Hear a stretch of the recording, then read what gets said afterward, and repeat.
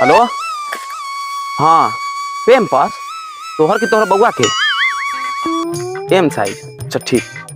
अच्छा रखो रखो ग्राहक आ गया। हाँ जी बोलिए। अंडा उंडा बनेगा? हाँ बनेगा। पहले डिटॉल साबुन है? हाँ है। बढ़िया कंपनी वाला? हाँ हाँ है एकदम। सैनिटाइजर वो है। तो हाथ धो के सैनिटाइजर मार के 2 अंडा बनाइए था। सैनिटाइजर है कि करुआ तेल रे? ए आपको साफे सुथरा से ना मतलब है, हम बना के देनू रहे हैं। तो करुआ तेल मारिएगा? ए करुआ तेल है, सैनिटाइजर रखे हुए तो करुआ तेल होगा। सैनिटाइजर है साला, करुआ तेल है। ए पियर का सैनिटाइजर है ओरिजिनल। अरे सैनिटाइजर है इतना बच्चा मुसरी और फुसरी में लगता है। अरे बहिरा तोरा गहिरा में से तेल चुवैत बा। क्या बताइए तो करुआ तेल को सैनिटाइजर कह रहा है।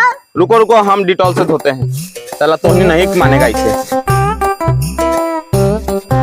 क्या कर रहा है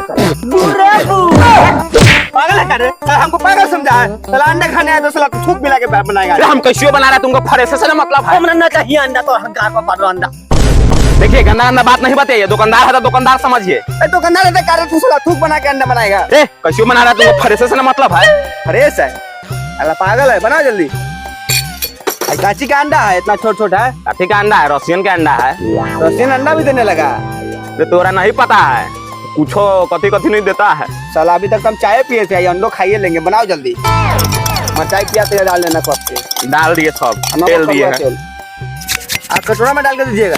हाँ ठीक है। झाट मसाला मार के। ठीक है मार देगा। मार देंगे, सब व्यवस्था है अपना पास। अरे हो ना देख पी लिया जीजा जी। अरे साला जीजा जी ए मोटका जीजा जी रे। पेटला जीजा जी, पेटला जीजा जी ए मेहमान। अरे वाह यार सरवा सा काय चिल्लाई छे रे? ए नहीं आऊं मर दे हनी। कहां घुमै छी अपने? रे सरवा ये भुला जाले का रे? अभी तो फोन कर ले बोले ले व्यवस्था बा। व्यवस्था? अरे हां पूरा व्यवस्था। ओहो अंडा उंडा बढ़ा दूं की कुछ? हां बढ़ावल जाओ, 2-3 को बढ़ा तो जाओ। साला कौन खियावी छे रे? गान में अंडा डाल दी। गान में अंडा खा ले। गरम अंडा वा गरम अंडा दिया खाई तो खिसिया के ना चाहिए। खिसिया के ना चाहिए, अपने बड़ा जल्दी खिसिया जाइले। मोटका चली हई ले आना साला मोटका लमका सब चली। अरे बात धुके जाई। सुनिए ना मेहमान जी, बोलो। यानी कि जीजा जी अब कोई बारी की ऑर्केस्ट्रा वाला रसियनवा कहां रहबा? साला तोनी के देख के भाग गइलू। हैं तोनी के देख के भाग गइल। साला चिल्लाए लगला हो ना ज्यादा। हां ओई पे भाग गेलो। ओ सुनिए अंडा तो बन गेल, लगाओ का कटोरा में। लगावा जाओ कटोरा में। सुनो ना जीजा जी के चम्मच से काट के दे। एकरो व्यवस्था है। एकर व्यवस्था घरे मुंगरी से भोर हाइलू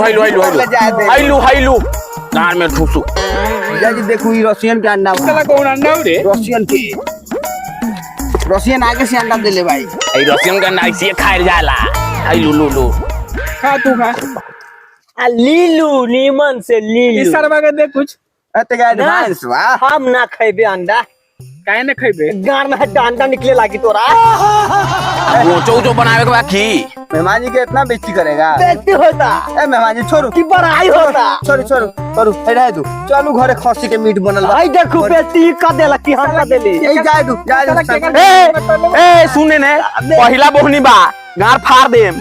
अरे हम आवत आइन त ले ले। आवत आनी ना पैसा दे के जो है अपन ले देखे चाहे गार मरइए पैसा दे के जो। मेहमान जी के पैसा ना ए गलत हो रहा है, ऐसे ना होई।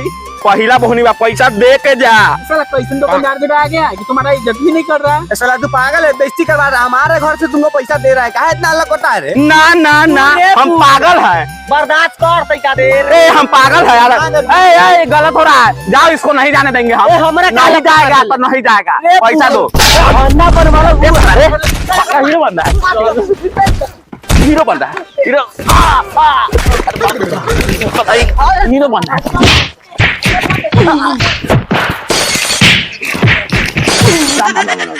साला